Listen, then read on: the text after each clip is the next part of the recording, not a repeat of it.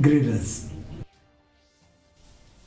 After the proscribed Hnlc decided to withdraw from the peace process, the state Congress chief Vincent Palla has slammed the centre and the state government for their alleged lack of seriousness in the matter.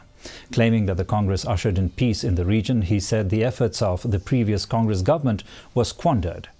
On the Hnlc's demand for amnesty, Palla said the government should be proactive in achieving a solution by any means. He said any demand has to be negotiated and that nothing is considered impossible in discussions. Alleging that many commitments in peace pacts signed with rebel groups, including Hnlc, have not been respected, he said that people cannot afford to lose their lives because of guns.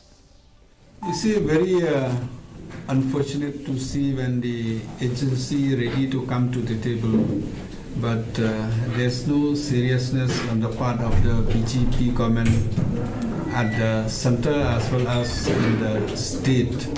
So it's very unfortunate.